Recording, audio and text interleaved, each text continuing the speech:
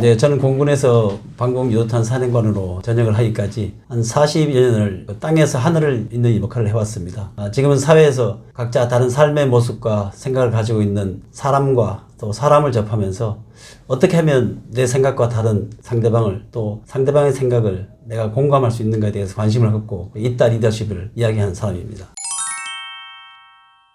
네, 가장 큰 의미적으로는 제가 근무 시에 제가 공군 방공포병으로 이제 미사일을 운영하면서 땅에서 대한민국의 영공을 적의 항공기나 탄도탄 등 불법 침입으로 또 하늘을 지켜왔던 역할을 해왔습니다. 이러한 경험 속에서 사회 전역에서 나와서 군과 또 제가 가르쳤던 대학교의 그 학생들 또 사회를 잇기 위해서 해왔던 여러 가지 경험과 원칙을 담아낸 것이라고 할 수 있습니다. 핵심적인 어떤 메시지는 제가 경험한 바도 그렇고 결국 사람을 이해하고 신뢰를 쌓는 본질적인 것이라고 생각을 했습니다. 어떻게 보면 그것은 군에서도 사회에서도 공통적으로 적용이 가능하다고 저는 보고 있고요. 그것을 바탕으로 한 리더십이 결국 제가 생각하고 우리가 관심을 가져야 될 나와 다른 세계를 연결할 수 있는 힘이 될 수 있다고 저는 생각하고 있습니다.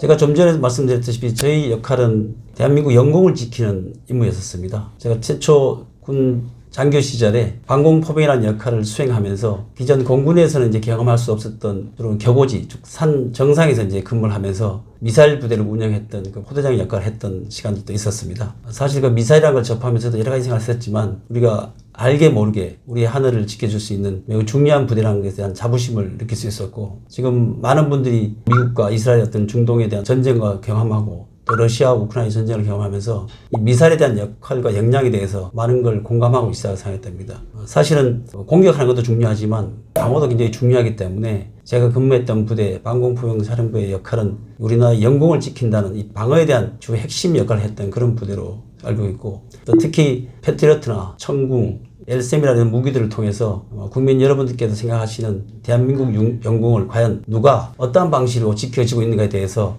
제 나름대로 굉장히 보람을 갖고 확신을 가졌던 위치에서 근무를 했다 이렇게 좀 말씀드릴 수가 있겠습니다. 리더십에서 제가 가장 크게 깨달았던 것은 좀 아이러니하게도 사람은 명령으로 움직이지 않는다는 것을 제가 알게 된 데였습니다. 조금 의아하게 들릴 수 있는데 제가 어린 시절 장교와 지휘관이라는 직책을 수행하면서 초기에는 그 권한을 가지고 지시와 통제를 잘하면 잘하는 리더라고 저는 생각을 했었습니다. 그러나 시간이 지나면서 사실 어떻게 보면 군은 물론이고 사회에서도 명령이 아니라 상호 간에 신뢰에 반응한다를 느끼게 됐었습니다. 제가 이해단장 시절에 부대 내에서 여러 가지 차량 사고나 음주 사고로 여러 가지 사건 사고로 힘든 시가 있었습니다. 당시 저한테는 장군이고 저한테 주어진 권한과 통제로 충분히 부대를 잘 지휘할 수 있었다고 생각했었지만 실제 이루어지는 내면의 모습은 그렇지 않았습니다. 그래서 오히려 이러한 어려운 시기에 부하들을 다그치거나 문제에 대한 처벌이 아닌 발생된 사고에 대해서 서로 공감하고 잘못을 인정한 가운데 이 문제들을 참모들과 또 야부대원들과 어떻게 문제인식을 통해서 해결할 것인가 이런 점에 초점을 갖게 됐고 단순히 여단장이다 지휘관의 이런 모습이 아닌 우리 부대가 왜 존재하고 각자 무엇을 해야 되고 이런 인식 재정립을 통해서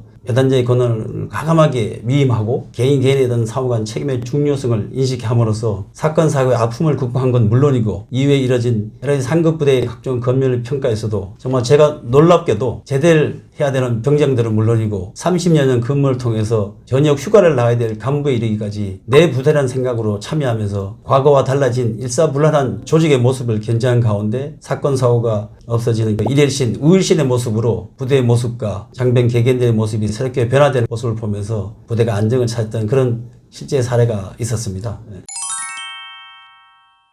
사실 많은 분들이 군 조직을 명령과 통제라고 생각하고 있습니다. 저도 사실 그랬습니다. 그렇지만 실제로는 그보다 훨씬 더 군도 사람 중심의 기준이 있습니다. 위험한 상황일수록 사람들은 정말 명령이 아니라 내가 믿고 따르고 있는 이 지휘관, 상관이 과연 내가 따를 수 있는 존재인가 상대인가에 대해서 기준을 갖고 있다고 저는 느끼고 있습니다. 예를 들어서 과거 베트남전 이후에 전투 사례를 분석해보면 전투력에 리더십이 미치는 영향이 94%라는 놀라운 어떤 확률적인 평가가 있었고 특히 전투 승패의 영향 요소로 지휘관 지휘 능력이 87%나 사료를 보면 그 상하 간의 명령과 통제가 아니라 지휘관과 부하들 간의 상호 신뢰가 사람의 중심에 있다는 것을 충분히 느낄 수 있는 그런 계기가 될 수 있다고 생각합니다. 제가 군 근무 시절에 젊은 군인, 병사나 초급 간부를 지급하면서 제가 느꼈던 점에 대해서는 처음엔 사실 저도 주변에서 말하는 요새 젊은이들이 이기적이고 자기 위주로 생각한다는 것에 대해서 저도 크게 부동의하지 않았었습니다. 그러나 제가 접하면서 느낀 그들의 어떤 인식과 자기 역할에 대한 열정은 충분히 다를 수 있다는 걸 저는 확인할 수 있었습니다. 오히려 제가 느낀 지휘관 생성에서의 어떤 느낌은 간부나 책임자, 즉 지휘관들이 그 젊은이들한테 내가 지금 왜 이 일을 해야 되고 이 일을 함으로써 어떤 역할과 결과가 나옴에 따라서 내가 군인으로서의 역할, 이것을 인식할 수 있는 문제인식에 대한 명확한 방향을 제시하는 것이 가장 중요하다고 생각했었습니다. 그래서 오히려 명령과 통제가 아니라 왜 이 일을 해야 되는지 문제인식을 통했을 때 젊은이들의 에너지를 충분히 발휘할 수 있는 과정과 배경을 만들 수 있다는 점에 저는 초점을 가지고, 상관의 어떤 주어진 계급은 있지만 내면적으로는 끝없이 소통해야 된다는 이 중요성을 제가 느낀 결과가 됐었습니다. 일례로 제가 군생활 와중에 통상 장군이다 그러면 보고를 받고 지시만 하는 그런 게 됐었지만, 제가 지난 30년, 40년 어떤 세월 중에 제 관사에서 주말을 보낸 적이 거의 없습니다. 예를 들면 저는 토요일, 일요일 날에는 전국 60 내지 70개 부대에 흩어져 있는 각 부대의 부하들과, 그 부하들이라는 것은 이병부터 병장에 대한 병사들까지 또 초급 간부, 특히 제가 근무할 때 여군 인력들이 상당히 배치가 됐었기 때문에 각 부대에 한 명 내지 두 명이 배치되는 여군들의 삶에 과연 무엇이 고충이 되고 있는지에 대해서 저는 근무 시간을 떠나서 항상 그들의 생각에 같이 관점을 가져야 되기 때문에 노력했던 기억이 있습니다. 제가 느낀 군조직 생활에서 가장 크게 배운 점은 자기한테 주어진 역할에 대한 책임감이라고 저는 생각합니다. 제가 사실 전역에서 아주 개인적인 어떤 모임이었지만 조금 적응하기 어려웠던 것 중에 하나가 이제 시간 약속이었습니다. 그건 곧 저의 자신에 대한 책임감이 되기도 하는데, 예를 들어서 저녁 6시에 식사 시간을 갖자고 약속을 하고 많은 사람들이 참여를 하게 되는데, 저는 군 생활 특성이 몸에 배어서 최소한 5분, 10분 전에 도착해서 매번 그 약속 시간을 지켜왔는데, 많은 분들이 그 약속 시간의 기준을 나름대로 자신의 방식대로 다 해석하는 것을 보고 상당히 좀 의아스럽고 이해하지 못했던 부분이 많이 있었습니다. 그래서 제가 군에서 배운 것 중에 가장 큰 의미는 어떤 경우가 되더라도 저한테 주어진 역할, 책임, 도리 이런 부분에 대해서는 기준점을 가지고 최선을 다한다는 그런 것이 몸에 배이지 않나 생각이 되고, 아마 이런 부분들은 모든 분은 그런 건 아니지만 상당수 군에 있었던 사람들이 사회에 나와서 많은 부분에서 호평을 받고 또 군인이라면 책임감이 있겠다고 말씀해주는 배경에는 제가 가졌던 이런 사소하지만 때로는 매우 중요할 수 있는 그런 것들이 몸에 습관이 돼서 그분들한테 신뢰를 줄 수 있는 기회가 있었기 때문에 가능하지 않나 저는 이렇게 생각합니다. 제가 이 책에서 가장 강조하고 싶은 리더십 요소 한 가지는, 제가 경험한 바도 그렇고 리더는 결정을 해준다기보다는 방향을 제시하는 사람이라는 것을 강조하고 싶습니다. 사실 우리 모든 사람이 각자 다른 관점, 또 생활 습관, 경험, 지식, 환경 등의 이런 모습을 경험하고 체득하면서 이제 나름대로 기준을 갖고 살아가고 있습니다. 이러한 다양한 모습과 역량을 가장 효율적이며 현실적으로 발휘하기 위해서는 그 시너지 효과를 통해서 조직의 어떤 부족한 부분과 또 넘치는 부분을 더하기도 하고 때로는 뺄 수도 있는 조직이 성공의 방향으로 연결될 수 있도록 노력하는 것이 가장 중요하다고 생각됩니다. 그래야 조직은 이런 전체가 어느 쪽에도 치우치지 않고 리더를 중심으로, 군부대 경우는 지휘관을 중심으로 균형과 방향성을 가지고 목표를 향해서 몰입할 수 있지 않을까, 저는 이렇게 생각이 돼서, 그래서 리더가 또 책임자가 내가 결정하는 것이 마치 맞는 것처럼 착각을 하고 있는 부분이 제가 경험한 바도 그렇고 제가 보호한 부분도 그렇기 때문에, 리더는 내가 나의 기준과 나의 경험과 나의 지식으로 결정을 내는 것이 아니고 조직원들과 부대원들과 함께 공유하는 가운데 최선의 방향과 최선의 결과를 도출할 수 있는 과정을 밟아가는 것이 가장 적절하지 않을까 생각되고 있습니다.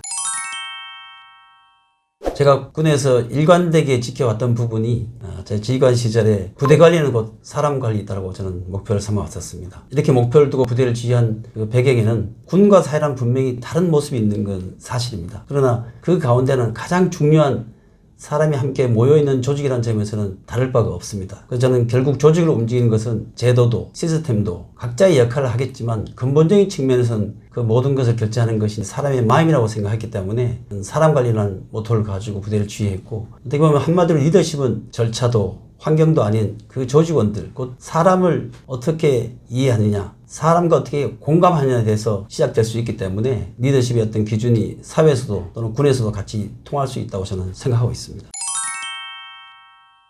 제가 이딴 리더십을 위한 것 중에 10가지 원칙이 있습니다. 그 중에 첫 번째는 계급은 빼고 이제 존중을 다룬다는 얘기인데, 사실 군 조직 특성상 계급이 외부적으로 보이는 가장 중요한 기준점이 되는 건 사실입니다. 근데 부대를 지휘하는 과정, 다수의 인원이 모여서 생활하는 공동체 속에서 이 계급만 갖고 어떤 결과를 도출하고 또 부에 대한 목표를 수행하기는 어렵습니다. 그래서 비록 계급은 낮지만 지휘관이 가지고 있고 또 제가 가지고 있는 경험과 상식과 지식과는 또 다른 관점을 가지고 있는 부하들, 특히 계급을 낮은 사람들의 어떤 생각을 같이 공감할 수 있다면 더없이 시너지 효과가 되지 않은 차원에서 저는 이 생을 10가지 원칙 중에 하나를 제시하게 됐습니다. 두 번째, 그 사람은 빼고 상황을 다한다는 상황이 있습니다. 우리가 어떤 일을 결정할 때 어떤 사람의 판단과 결정에 따라서 통상적으로 인정하는 경우가 가끔 있습니다. 근데 지금 우리가 경험하고 있는 세계 전반적인 흐름 자체도 전혀 예상치 못한 상황으로 힘든 가운데 살아가고 있는 게 현실인데 저희가 조직을 운영할 때도 마찬가지라고 생각됩니다. 사람이 중요하지만 그 사람의 노력으로 한계가 부딪히는 경우, 즉 외부적 상황에 따라서 그 조직 전체가 영향을 받을 수 있는 상황이 발생될 수 있다고 보기 때문에 리더나 지휘관은 사람에 대한 공감에 추가하여 외부적인 상황에 적절히 대처할 수 있는 모습을 가지고 조직을 운영하는 것이 가장 적절한 결과를 도출할 수 있는 계기가 되기 때문에 두 번째 사항을 제시하게 됐습니다. 세 번째, 서류는 빼고 이제 현장을 다한다는 의미인데 많은 사람들이 사실 어떤 근거적인 측면에서는 결제 서류, 근거 서류, 규정, 절차를 논할 수 있습니다. 근데 제가 경험한 바에서는 이 서류도 현장의 모습이 반영이 되지 않고서는 의미가 퇴색될 수 있고 그 역할이 작을 수 있다고 저는 생각이 됩니다. 특히 저희 부대는 전투부대이기 때문에 현장에서 벌어지는 장비 준비에 대한 모습, 임무 요원을 특달된 어떤 모습, 기상을 고려한 작전 수행의 실현 가능성, 이런 모든 것들이 전반적으로 고려돼서 저희한테 주어진 역할을 이 상황에서 제대로 수행할 수 있는가에 대한 현장 목소리가 반영이 돼야 되는데 외부 환경을 모르고 있는 내부적인 측면에서 오늘의 기상이 눈이 오는지 비가 오는지 눈이 왔으면 몇 센치가 내렸는지에 대한 상황을 전혀 고려하지 않은 상태에서 단순히 책상 위에서의 판단은 굉장히 위험한 지시와 통제를 할 수 있기 때문에 저는 이 부분에 대해서 현장에 대한 부분이 반드시 고려된다 보고 제가 경험했던 바는 지휘관 어떤 생활 중에 8대2의 원칙을 지키고자 노력했습니다. 신뢰, 내부적인 판단에 대한 기준을 이뤄두고 현장의 모습과 상황이 반영된 즉 8대2의 비율로 부대나 조직을 운영하지 않으면 항상 오류가 발생할 수 있다는 그런 염려를 갖고 현장을 통제했던 기억이 나고 있습니다. 의심이나 비난은 빼고 비전을 다한다는 측면이 있습니다. 사실 사람들과의 관계에서도 한두 번의 오류나 착각이나 실수로 인해서 그 사람들을 내가 어떻게 인정해야 되냐, 신뢰를 갖냐 마에 대해서 고민할 때가 있습니다. 특히 저희 같은 경우에는 격오지 상태에서 많은 장병들이 근무하는 환경 속에서 한두 번의 실수로 상대방인 그를 지휘관이든 부하를 믿지 못하게 된다면 일반 평지 지역에서 벌어지는 비행장이나 군부대와 달리 소수의 인원이 거주하고 있는 격오지에서는 상당히 어려운 환경이 될 수도 있습니다. 그래서 제가 생각했던 이 비난은 빼고 비전을 다한다는 측면은 한 번의 실수를 다시금 잘할 수 있는 기회로, 그래서 저는 통상 3의 원칙을 적용하고 있습니다. 제 기억 속으로 검열을 나갔던 검열 요원이 특정 직책에 대한 간부에 대해서 이러한 임무를 수행하지 못했기 때문에 처분을 줘야 된다고 저한테 보고를 했을 때 제가 오히려 그 검열관과 저 자신한테 질문을 한 적이 있습니다. 김중영, 지금 이 일을 김 상사가 하지 못했다고 해서 처벌을 한다는 것이 입장을 바꿔서 내가 만약에 그 위치가 있었고 김중영이 만약 그 위치에 있었다면 이 역할에 대한 부분을 정말 성공적으로 수행할 수 있었는가? 저나 검열관은 답하지 못했습니다. 자, 그렇다면 너도 할 수 없고 나도 할 수 없는 것을 마치 부하들은 당연히 해내야 된다 이런 논리를 접근한다는 것은 옳지 않다. 지금의 이 검열 과정을 보면 우리가 할 수 있는 이상으로 최선을 다했기 때문에 나는 처벌보다는 표창으로 포상을 줘야 된다고 생각하기 때문에 이것은 표창으로 조치하자. 이렇게 해서 부하와 함께 협의해서 표창을 주는 사례도 있었습니다. 그래서 그 김 상사가 잘못했다고 인정하는 가운데 앞으로 더 잘할 수 있는 우리 부대에 대해서 애정과 관심을 갖고 노력할 수 있는 그런 기회를 준 것이 제 기억에도 많이 남아 있습니다. 불통은 빼고 소통을 다한다는 그런 측면이 있습니다. 어떻게 보면 먼저 듣는다는 것인데요. 우리가 사실 모두가 알다시피 영문 리더의 L자를 리스닝 알고 있지 않습니까? 그처럼 이 듣는 것에 대한 중요함을 좀 강조하는 것인데 역시 제가 이제 군의 근무 시에 어떤 지휘관이 부하들을 주기적으로 격려와 소통 시간을 갖고자 노력하였습니다. 저도 열심히 잘하고 있다고 인정했었습니다. 근데 시간이 지나면서 많은 부하들이 전역하는 과정, 상급부대에 이제 여단에 와서 보고를 하는 와중에 그 지휘관을 통해서 너무 힘들다는 애로사항과 고충을 많이 얘기했었습니다. 저는 사실 좀 믿기지 않았습니다. 상급 지휘관이 하는 모습도 예의 바르고 기준과 원칙에 따른 역할을 하고 있고 크게 큰 문제도 없고 저는 굉장히 인정을 하는 지휘관이었는데 의외의 어떤 결과가 있었던 거죠. 그래서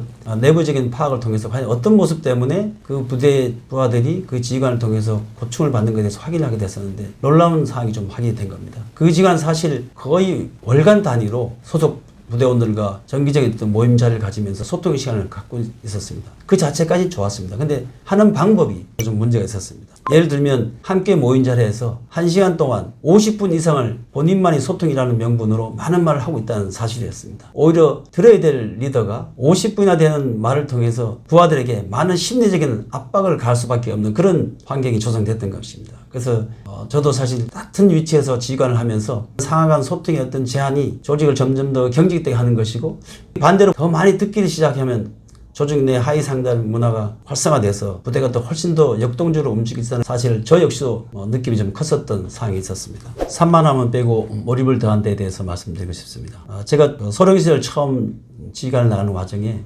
선배 장교로부터 이런 말을 들은 적이 있습니다. 지금 책상 테이블에 컵이 하나 놓여 있다. 근데 그 컵에 놓여 있는 위치가 가운데에 있냐, 가장자리에 있냐, 끝단에 있냐에 대한 그 질문을 받은 적이 있는데, 어떻게 보면 많은 사람들이 사실 그 책임자의 역할에 대해서 쉽게 관가하고 가는데, 저희들한테 그 당시에 당부의 말씀이 뭐였냐면, 지휘관은 하루 24시간 또 7일 모두 부대에 투입할 수 있는 열정과 애정이 있어야 된다고 말씀한 적이 있습니다. 사실 저희가 일반적인 업무를 진행하다 보면 평상시에 뭐 전화 받고 현안 업무 하느라고 상당 부분을 좀 이렇게 몰입되지 못한 가운데서 지나가는 경우가 가끔 있습니다. 그래서 저는 개인적인 측면에서는 물론 다 성향이 다를 수 있지만, 저는 매주 휴일, 즉 일요일을 제가 몰입할 수 있는 시간으로 마련했습니다. 일주간 업무를 수행하는 과정에서 있었던 여러 가지 어떤 현상과 상황들에 대해서 마무리를 하고 정리를 하고, 가장 중요한 것은 물론 사람 관리가 되겠죠. 힘들어하는 병사는 지금 어떻게 관리되고 있는지, 제 부대에서 멀리 떨어져 있는 교고지 부대 기상 상태는 어떤지, 또 그들은 어떻게 주말을 보내고 있는 데서 고심을 하게 됐고, 특히 제 역할 측면에서는 그 산만하게 이루어진 한 주간의 어떤 역할을 몰입의 시간인 주말 업무를 통해서 정리했던 기억이 있습니다. 제가 볼 때는 많은 사람들이 현안에 얽매이고 때로는 또 끌려가는 그런 과정에서의 역할을 할 때가 있는데, 때로는 자기만의 시간을 가지고 자기만의 생각을 가지고, 요새 사회에서 유행하는 말로 멍 때리기 그런 얘기도 있지 않습니까? 예, 그런 것처럼 자기만을 온전히 생각할 수 있는 시간을 지휘관들이나 책임자들은 가짐으로써 마음의 정리를 통해서 내 주변에 벌어지는 여러 가지 사실을 재인식하고 정리할 수 있는 몰입의 시간이 필요하지 않을까, 저는 그렇게 생각을 하고 있습니다. 대충은 빼고 이제 근거를 더한다의 의견입니다. 저희가 통상 군에서 하는 얘기 중에서도 또 일반적으로 사회에서 하는 말에 대충 해, 뭐 이런 말이 사실 있죠. 정말 대충 해야 될 때는 대충 해야 됩니다. 모두는 완벽할 수 없기 때문에 너무 완벽하면 사람이 지치게 되죠. 상대방도 힘들게 되고요. 여기서 제가 얘기한 대충은 빼고 근거를 더한다는 것은 일상적인 생활의 측면이 아니고, 본인이 결정적인 위치에, 결정을 하는 위치에 있을 때 얘기를 하는 기준으로 이해했으면 좋겠습니다. 뭐 사회도 마찬가지고 군도 그렇지만, 지위나 계급이 올라가면 갈수록 점점 더 조직이든 국가든 군에서든 중요한 결정을 하는 위치에 있을 수가 있습니다. 그럴 때 대부분이 경무에 지치고 건강이 여의치 않을 때 중요한 일을 쉽게 생각할 수 있는 경우가 흔히 발생할 수 있기 때문에, 제가 여기서 대충을 빼고 근거를 더한다는 측면은 어떠한 경우에도 본인이 수행하는 과정의 임무나 역할이 내가 아닌 우리 조직 전체에, 또 사회 전체에 영향을 줄 수 있는 요소라면 매우 신중하게 접근해야 된다는 것이고, 제 기억에 제가 실수한 사항 중에서도 그냥 아는 사람이라고 기존에 했던 업무라고 쉽게 간과해서 결제해서 넘긴 서류들이 상당히 부정적 파급 효과로 되도록 한 사례가 좀 많이 있었습니다. 그래서 때로는 친하더라도 절차와 규정을 통해서 상대도 다치지 않게 확인을 해야 되고, 또 저도 제 역할을 제대로 할 수 있는 그런 근거 있는 업무를 수행하게 된다면 훨씬 더 자신 있고 당당한 근무로 인정받을 수 있지 않을까, 그런 과정상에서 대충은 빼고 근거를 더한다는 그런 말씀을 드리게 됐습니다. 꼰대는 빼고 어른을 더한다. 저 역시 꼰대 위치 세대에 있는 입장에서는 굉장히 좀 주의해야 될 말이고 유념해야 될 사항이기도 합니다. 제가 무심코 던진 한마디가 상대는 웃어주지만 그 웃음 속에는 약간의 조소가 섞인 비웃음도 있지 않을까 생각되는 부분이 저도 몇 차례 있었는데요. 제가 사실 대학에서 강의를 하면서 느낀 그 사례이기도 합니다. 그러니까 제가 머무르는 세대에서 던진 그 농담의 단어나 어떤 문장이 지금 20대인 젊은이들이 단어 자체를 이해할까에 대해서 순간 의문이 됐던 느낌이 있었습니다. 그래서 제가 던진 한마디를 그 학생한테 가서 이 말의 의미를 이해하냐라고 던졌는데, 그 학생이 고맙게도 바로 모른다고 저한테 얘기했었습니다. 그래서 저는 오히려 고맙다고 얘기했습니다. 그 학생이 저한테 사실대로 말해주지 않았다면 저는 그 말이 정말 통용될 수 있는 말이라고 인정하게 됐을 것이고 계속 그 말을 했을 텐데, 그건 좀 웃지 못할 상황이 있었는데, 어쨌든 그 어른을 더한다는 이 측면은 어른 세대에 있는 저희들 세대를 포함해서 많은 아버지 세대에서는 좀 공감해야 되고, 저도 집에서 자녀들과 얘기를 하면 순간 느낌이 있을 때가 있습니다. 아이의 표정, 또 제가 말한 어떤 경과를 보고 저 위주로 대화가 될 때 지금 아이의 상태는 어떤가, 제 말을 정말 진심으로 받아들이고 있는가, 통상적인 부모의 말로 치부하고 있지는 않는가, 이런 생각이 좀 들 때가 많이 있죠. 제가 경험상 느낀 사례는 어떤 주제를 놓고 토의할 적이 한번 있었습니다. 상하 계급자가 모이는 과정에서 토의다 보니까 당연히 선배 위주로 상급자 위주로 진행될 수밖에 없었는데 그때 이 젊은 하사 한 명이 자신이 처한 현실을 적나라하게 의견 제시를 한 적이 있었습니다. 근데 그 이야기를 듣고 있던 고참 위치에 있는 상급자가 야 그건 아니야 그건 뭐 뻔한 거니까 말할 필요 없어 이런 식으로 좀 치부한 적이 좀 있었죠. 그 당시 저도 좀 젊은 시절이지만 깜짝 놀랐습니다. 우리가 여기 모인 목적이나 취지 자체가 다양한 의견을 듣고 가장 효율적인 방법을 찾고자 바쁜 시간을 내서 모인 공간인데 의견을 제시하는 사람에게 그건 당연히 그런 것이 할 필요가 없다. 그건 모두가 아는 의견이라고 얘기하는 거 듣고 근데 좀 논란스러운데 그래서 제가 사실 그 제지를 하고 우리가 여기 목적이 다양한 의견을 듣기 위한 거니까 다 듣자라고 하고 회의를 진행했었습니다만 회의 이후에 저는 책임자급을 다시 개별적으로 불러서 제가 1대1로 대화를 한 적이 있습니다. 그래서 앞으로 그런 모습은 토의 문화에서는 매우 적절치 않기 때문에 비록 여기가 군의 어떤 계급으로 정해진 조직 내지만 의견을 제시할 수 있는 그런 조직과 그런 문화가 돼야 되고 그런 부대가 돼야 된다라고 제 의견을 좀 강하게 제시했던 적이 있는데 그 이후로 달라진 감독관의 모습, 부하들의 모습을 보면서 제 나름대로 소통이 이만큼 중요하고 어른만이 이야기를 전하는 것이 아니라 자녀, 후배들, 젊은이의 생각을 같이 공감할 수 있는 마음을 가질 수 있는 것이 정말 진정한 어른으로 존중받을 수 있구나 하는 것을 느낄 수 있는 계기가 됐습니다. 최고는 빼고 최선을 다한다입니다. 저 역시 사람이기 때문에 욕심이 있습니다. 1등 하고 싶습니다. 그리고 제 자신도 1등 하고 싶지만 제가 지휘하는 부대도 1등의 소리를 듣고 싶은 공통적인 욕심도 가지고 있습니다. 제가 사실 처음 전투부대를 지휘하면서 사격을 나갔을 때 저희 부대가 11개 부대 중에 10등을 하는 결과를 가졌습니다. 저 역시도 책임감을 느꼈고 창피하기도 하고 상급 지휘관한테 어떻게 보고할 때 고민도 많이 했었습니다. 그래서 사실 여러 간부들과 함께 그 대책을 수립하고 하는 과정이었었는데 제가 이 결과를 가지고 다음 사격대에 나가서 과연 어떤 결과를 만들어 올 수 있을까에 대해서 많은 고민을 했었는데 제가 느낀 그 부분은 정말 이것도 소통하고 있는 조직은 전체가 공감할 수 있다면 굳이 1등이 아니더라도 2등으로서 더 당당하고 내 자신에 대한 어떤 역할과 중요성을 충분히 부각하고 제시할 수 있다는 것을 느끼게 됐습니다. 저 역시도 사실 일부 인생을 살아오지 않았습니다. 정규 사관학교를 나오지 않았고 그러나 이 사관학교를 나와서 사관학교 출신과 같이 노력과 열정을 다하면서 주어진 위치에 최선을 다하는 가운데 제가 인정받고 부대 존재감을 느끼고 조직원들에게 보람과 긍정의 희망을 줬던 그런 일들이 더 많이 있습니다. 제가 만약 1등만 했었다면 2등과 3등과 10등의 마음을 이해할 수 없었을 텐데 제가 2등과 꼴찌를 하는 과정상에서 그 상황에 처한 사람들의 현실을 느낄 수 있었고 그를 통해서 저보다 가지지 못한 사람, 저보다 약자의 위치에 있는 사람 상황을 같이 공감하고 이해할 수 있는 오히려 더 큰 교훈과 삶에 대한 관점을 느낄 수 있는 좋은 기회가 됐다고 생각하고 있습니다. 그래서 저는 비록 최고가 될 수 있는 것도 의미 있지만 최고보다는 최선을 다하는 삶 속에 더 큰 삶의 의미와 가치를 느낄 수 있다는 것을 조직관리상에서 느꼈던 좋은 시간이 있었습니다. 기억은 빼고 기록을 더한다. 예전에 제가 항상 그 수첩을 제 옷에 가지고 다녔었는데 지금은 사실 뭐 폰이 일상화돼서 폰 메모에 여러 가지 상황 이제 공유를 하고 있는데 가끔 함께 하시는 분들과 대화하다가 제가 지금 폰을 보는 게 아니고 메모를 하고 있습니다. 이렇게 말씀드릴 수가 있습니다. 정말 사람의 기억은 제한이 되어 있기 때문에 기록이 얼마나 중요한 것에 대한 것은 과거 군 근무 시절 마찬가지고 지금 사회에 나와서 다양한 계통에 있는 분들과 만나서 약속을 정한다거나 일의 진행 과정을 논할 때도 크게 느끼고 있는 상황입니다. 그래서 지금도 제 폰 속에는 일정이 가득 찬 것을 하나라도 놓치지 않기 위해서 기록되어 가는 부분 또 상대방이 정말 진중하고 솔직하게 얘기하는 그런 부분을 제가 놓치지 않기 위해서 기록하는 습관이 있는데 현재까지 오는 삶 과정상에서도 기록의 힘이 저한테 굉장히 큰 에너지를 줬다고 생각합니다. 그것이 작지만 신뢰감을 줄 수 있었고 저 역시도 그들과 약속한 부분에 대해서 신뢰를 가질 수 있는 약속을 지킬 수 있는 기회로 가질 수 있었다고 생각하고 있습니다.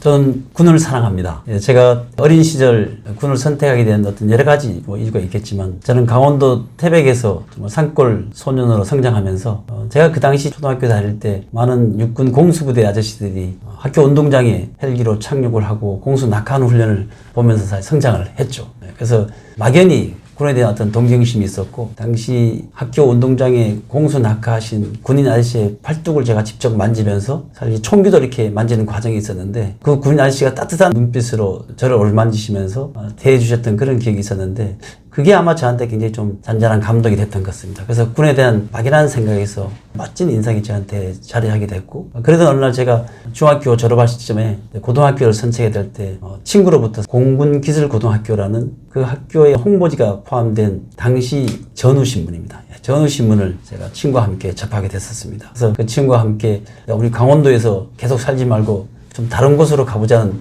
그냥 이상의 얘기를 전하게 됐었는데, 그때 당시 그 춘천에서 고등학교를 모집하는 평가 신체 검사부터 시작해서 모집 요강에 대한 진행이 있었는데, 친구와 함께 가서 시험을 보게 됐고 체력 검사도 받는 과정이 됐었죠. 그래서 제가 선택했던 것이 공군이 됐었습니다. 육군에 대한 동경심으로 시작된 군에 대한 인상이 공군기술고등학교를 통해서 공군을 선택하게 됐고, 당시 어린 제 입장에서 볼 때 멋진 제복과 강건한 인상을 주는 군인에 대한 동경심이 현실로 벌어지게 된 거죠. 저한테 추천했던 친구는 아쉽게도 불합격이 되고, 제가 이제 공군기술고등학교에 입학하게 된 그런 배경이 돼서 공군과 첫 인연을 맺기 시작했습니다. 공군과 인연을 맺어서 고등학교를 졸업하고, 또 그 당시 공군기술고등학교는 임관을 하면 공군 하사로 임관하는 과정이 있어서 공군의 기술부사관으로 역할을 하게 돼 있었습니다. 그렇지만 저는 기술부사관도 중요하지만 군의 다양한 계급 구조가 있었기에 혹시 장교로 모습을 변화시켜서 부대와 역할에 대한 전반적인 조정과 통제를 책임지는 지휘관에 대한 모습의 동경이 새롭게 일어나게 됐습니다. 그래서 저는 장교로 생각하게 됐고, 당시 부대 내에 있었던 공군 이사관학교를 선정해서 장교로의 꿈을 시작하게 됐었습니다. 장교로 임관한 이후에 저는 공군에서 운영되는 군수지원청에서 근무를 하다가 우연한 기회에 제가 행정직보다는 군대로 말하는 이제 전투형 성향에 가깝다는 것을 느끼게 됐고, 기회가 되면 공군에서 주어지는 다양한 임무 속에 전투 위주로 할 수 있는 분야에 가서 근무를 하고 싶다는 생각을 하게 됐었습니다. 그 와중에 육군에서 운영되던 방공포용 부대가 저희 공군으로 전군된다는 소식을 접하게 됐고, 어려운 가운데 그 분야에서 타 분야로 이제 전출을 하기 때문에 특기를 바꾸려 해서 굉장히 오해도 있었지만 제 꿈을 좀 관철시키기 위해서 상급자와 지휘관분을 보호를 드려서 허락을 받고 방공포병에 대한 특기로 바꾸게 된 그런 기회가 있었습니다. 공군에서 처음 도입되는 방공포용 분야였기 때문에 많은 부분에서 어색하고 문화적으로 많이 달랐지만, 또 제가 경험하지 못했던 것을 방공포용 부대에서 경험하면서 정말 내가 특기를 잘못 바꾼 것이 아닌가라는 개인적인 후회도 정말 있었습니다. 그러나 기존 공군 비행장에서 경험할 수 없는 다양한 삶의 형태, 그리고 상간 격오지에서 벌어지는 여러 가지 환경적, 물리적인 측면, 임무 환경의 차이로 느껴지는 것을 경험하면서 이곳이 내가 있을 수 있는 곳이고 있어야 되는 곳이라 느끼고, 특히 제가 지휘관을 수행하면서 지휘관의 판단 하나에 모든 부대원 200명, 300명이 웃을 수 있고 울 수 있다는 것을 느껴가면서 제가 수행하는 이 직책에 더욱더 큰 매력을 갖게 되고 애정을 갖게 됐었습니다. 제가 방공포병 분야에서 했던 부분은 방공포병 사령부 말 그대로 미사일을 운영하는 부대입니다. 아마 전군에서 유일하게 미사일을 통해서 대한민국에 대한 영공에 대한 탄도탄이나 항공에 대한 침몰에 대한 예방책을 수행한 것은 저희 부대가 유일했었고, 그 분야에 개인적으로 자부심을 갖고 있습니다. 지금도 전역한 시점에서도 어느 부대도 수행하지 못했던 대한민국 영공에 대한 대공방어 임무 수행에 대해서는 지금도 제 마음속에 단단한 자부심으로 자리하고 있습니다. 사실 최근에 벌어지고 있는 중동 사태나 러시아 우크라이나 사태를 보면서 특히 부각되고 있는 천국 미사일부터 명중률이 90%를 상회하는 결과를 볼 때, 제가 군 전역하고 국방과학연구소에서 연구하는 과정에 거기 연구 박사들과 함께 우리가 생각하는 이 작은 요소 하나하나가 모여서 결국은 미래에 우리 대한민국 영공을 책임질 수 있고, 지금과 같은 대외 수출을 통해서 우리나라의 무기에 대한 방산 능력을 입증시킬 수 있다는 작은 바람과 소망으로 진행됐던 것이 현실로 드러나고 있는 상황에서 저는 개인적으로도 나름대로 큰 자부심을 갖고 있죠. 형만한 아우는 없다고 얘기를 하고 있는데, 어떻게 보면 지금 후배들은 형보다 더 큰 중요한 역할들을 잘 수행하고 있어서 마음 든든하게 이를 바 없습니다. 그래서 앞으로도 대한민국에 있는 많은 국민들께서도 군과 국방, 현재 벌어지고 있는 대외 상황에 대해서 많이 궁금증을 갈 수 있고 염려될 수 있지만, 제가 지나온 여러 가지 과정상에서 어떤 첨단 무기를 운영하는 대한민국 공군은 물론이고 군에 종사하는 많은 현역 관련된 분들이 대한민국을 지키기 위해서 얼마나 끈끈한 정과 열정과 헌신으로 봉사하고 있다는 것을 저는 절감하고 있었기 때문에 지금도 자신있게 군의 역할에 대해서 걱정하지 마시라는 말씀을 당당하게 드리고 싶습니다.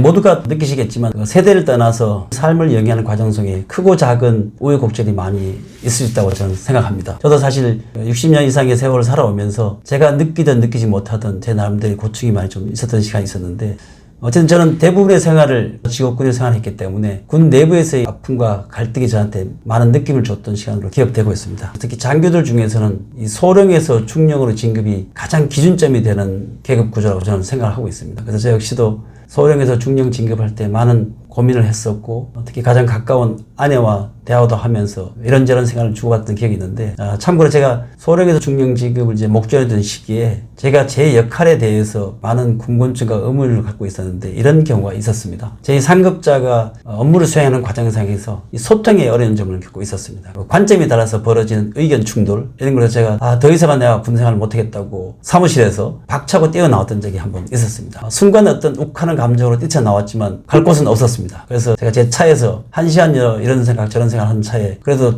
나를 반겨줄 것은 집에 있는 아내밖에 없다는 생각을 가지고 집으로 갔었습니다. 갑자기 이 근무 시간에 왜 왔냐는 아내의 당황스러운 표정을 제가 접하면서 사실 이런저런 일이 있었다. 그래서 내가 군대 생활을 하지 못하겠다. 군 생활 아니면 내가 할 수 있는 게 없겠냐. 이렇게 얘기를 했을 때 아내가 조용히 듣고 있다가 저한테 이런 말을 했었습니다. 당신이 부당하다고 느낀 그 일, 당신이 진급을 해서 그렇게 하지 않으면 될 거 아니냐. 정말 짧았지만 강하게 저한테 메시지를 줬었습니다. 그 이상도 말하지 않았습니다. 순간 저는 저를 오히려 위로해 줄 거라고 생각했던 아내가, 물론 위로라고 생각했겠지만 제 입장에서는 저한테 그렇게 큰 울림을 주는 경우가 되리라고 저는 생각하지 못했었죠. 그래서 제가 아무 말도 하지 못하고 그대로 조용히 집 밖을 나와서 다시 사무실로 가서 그 선배 장교한테 죄송합니다 하면서 제 역할을 다시 시작했던 적이 있었습니다. 사람이 인생을 살아가다 보면 자기의 생각과 다른 경우가 너무도 많이 다반사로 발생될 수 있습니다. 내가 판단한 이것이 옳다고 생각하는데 모든 사람이 인정하지 않을 때도 그 반대의 현상도 있을 수 있습니다. 진정한 옳음은 과연 어떻게 증명하고 입증할 것인가 중요하다고 봅니다. 때로는 내 생각이 관철되지 못하는 경우도 있을 수 있고, 때로는 내가 원하지 않은 방향으로 일이 풀려갈 수도 있어서 안타까워할 수도 있습니다. 그러나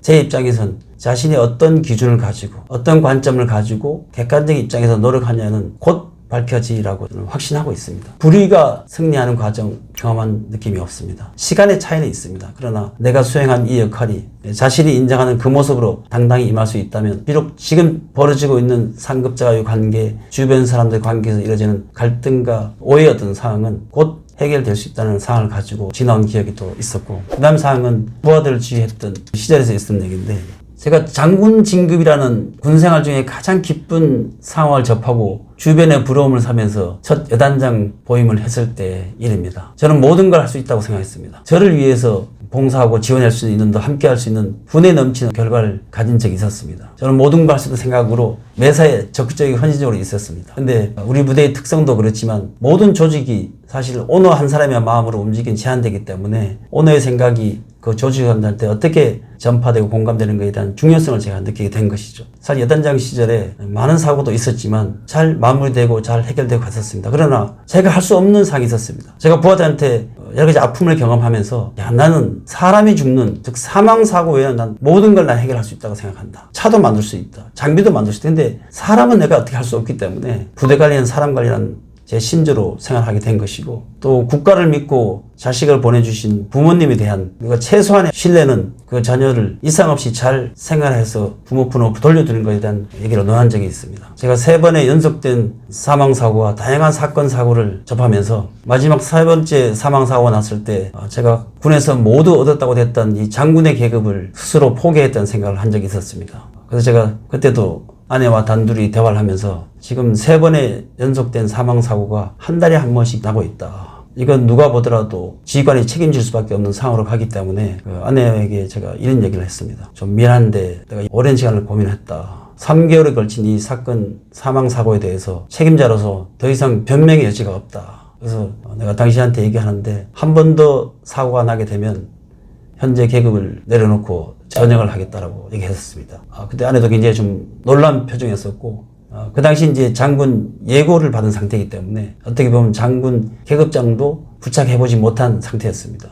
아내는 도저히 이해할 수 없다는 표정으로 정적이 좀 흘렀죠. 저 역시 아무 말도 할 수 없었습니다. 10여 분 시간이 있는 후에 아내가 와서 한마디 했었습니다. 당신 뜻대로 하세요. 좀 의외였습니다, 저는. 그래도 내가 소령중령도 아니고 장군 계급인데 그걸 내가 그만둔다고 할 때 아내는 왜 그러냐, 한 번 더 생각해봐라. 최소 이렇게 얘기할 줄 알고 저도 기대를 했었는데, 당신 뜻대로 하라는 그 말에 제가 굉장히 좀 의외였죠. 순간 저 역시도 정말 전역을 해야 되나? 라는 말을 제 스스로 다시 되물을 수밖에 없는 상황이 되는 묘한 상황이 좀 됐었죠. 어쨌든 그렇게 부부간의 대화가 끝나고 다음날 제가 출근해서 참모들을 모두 모아놓고 얘기했습니다. 오늘부터 부대 관리는 여단장 혼자 지휘하는 부대가 아니라 여러분과 함께 지휘하는 부대로 가고 싶다. 그리고 참모들한테 상당 부분의 권한임과 이 조직을 지휘해본 사람 입장에서 믿을지 모르겠습니다만 모든 면에서 저는 방관자가 아니다. 방향을 제시해주는 방향 제시자의 역할만 하겠다고 표현을 했었습니다. 근데 놀라운 것은 그렇게 표현하는 이후의 어떤 모습들이 오히려 제가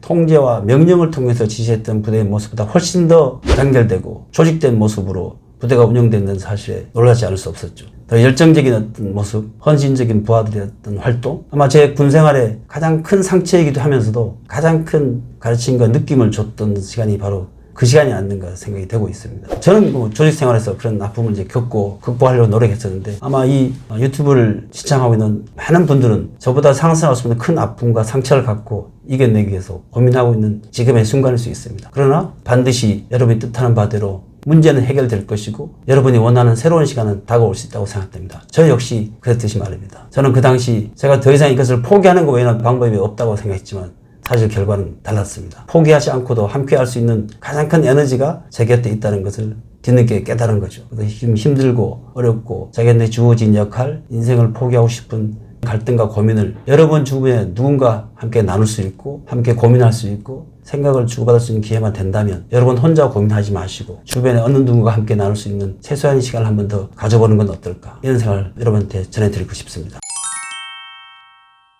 네, 지난 시간을 돌아보면 저는 이런 생각이 듭니다. 결코 짧지 않았던 40년의 군생활 속에 방공 미사일, 즉 첨단 무기를 운영했던 지휘관이었고 그 소속원의 한 사람이었던 것은 정말 자랑스럽고 보람된 시간이었습니다. 사실 제가 방공포병을 처음 접했을 때 열악한 근무 환경과 부대 지원의 제한성을 느끼면서 사람으로서 느낄 수 있는 한순간의 후회는 했던 건 사실입니다. 그렇지만 시간을 더해가면서 소수 인원 100명, 200명이 모여있는 격오지에서의 장단점을 경험하면서 그래, 이곳에도 사람은 살 수 있다. 그렇게 사람이 모여있는 곳이다 느끼면서 근무 환경이나 여러 가지 임무 환경을 극복하고 지나고 있었습니다. 지금 이렇게 돌이켜보면 사실 우리나라의 방산이 탁월한 어떤 무기 성능을 통해서 해외에 수출되고 있는 그 와중에 그 과정에 있었던 무기를 제가 운영했던 것에 대해서 가장 큰 보람을 느끼고 있고, 특히 우리 방공포병 사령부에서 운영했던 패트리어트, 천궁, 롱샘 등 다양한 방공 무기들에 대한 운영은 거의 다 어느 국가보다도 탁월한 상황이고, 특히 외국에서도 우리나라에서 많은 관심과 호응을 보였고 있고, 지금 실제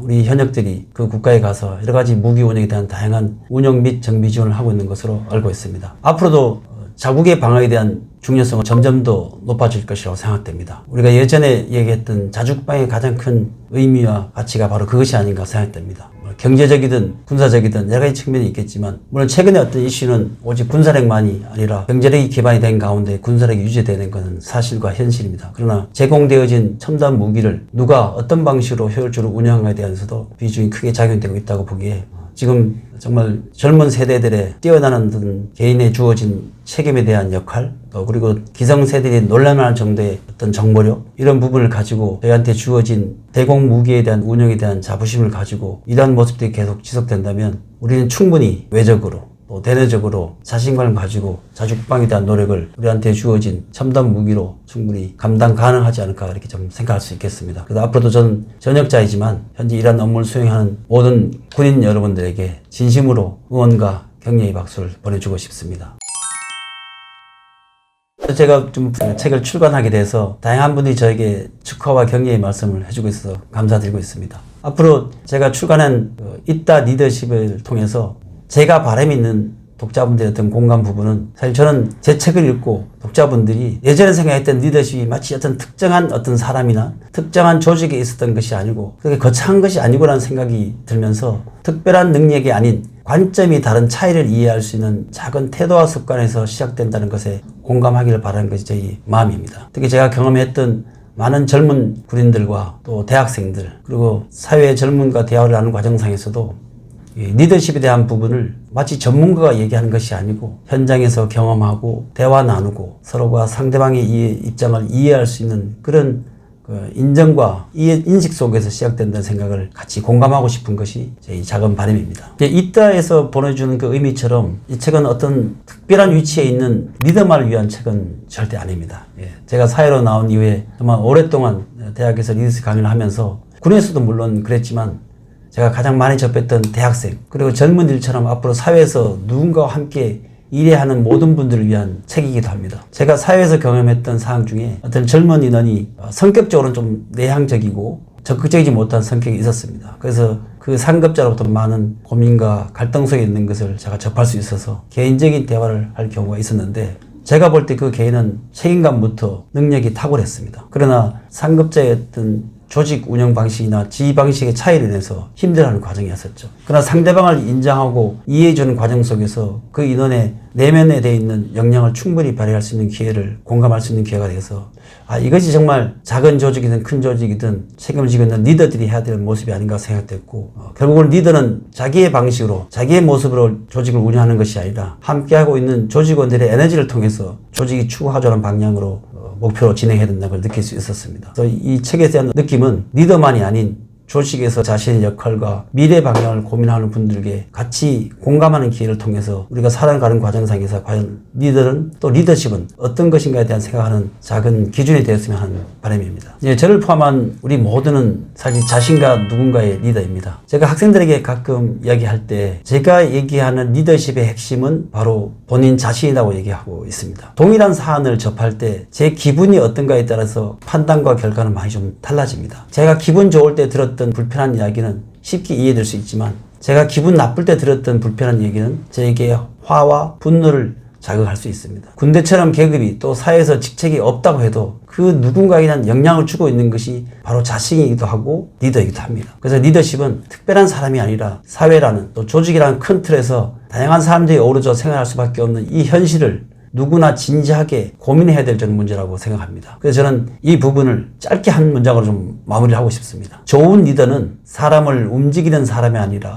사람이 스스로 움직이게 만드는 사람이라는 것입니다. 저도 향후에는 여태까지 쌓아온 경험과 지식을 통해서 사람을 움직이는 게 아니라 사람이 스스로 움직이게 할 수 있도록 또 노력해야 되지 않나 이렇게 생각하고, 곧 리더십 강의를 하면서도 저 자신이 학생들로부터, 주변 사람으로부터 느낌과 배움의 과정을 계속 겪어가는 과정이라고 생각하고 더욱더 노력하겠다고 생각하고 있습니다. 제가 이따 리더십을 그간의 군 경험과 사회 경험을 통해서 시간의 어떤 흐름을 정리할 수 있는 기회가 됐었습니다. 여러 가지 어떤 경로를 통해서 책 출간 이후에 저한테 격려와 관심을 아끼시는 많은 분들에게 감사를 드리고, 그런 위로와 격려 속에 제가 좀 더 용기를 내서 주변 분들에게 선순환과 선한 영향력을 줄 수 있는 개인으로, 또 가정으로, 조직의 한 사람이 될 수 있도록 저 역시 노력 많이 하겠습니다. 여러분 곁에 있는 지금의 어떤 상황이 여러분 마음에 혹여 상처와 갈등을 줄 수 있는 거지만, 곧 여러분의 인내와 지혜로운 어떤 판단과 관계 속에서 효율적으로 잘 연계될 수 있는 인연이 될 수 있도록 각자의 입장에서 서로 노력하기를 기대하면서 함께해 주셔서 감사하다는 말씀 드리고 싶습니다. 고맙습니다.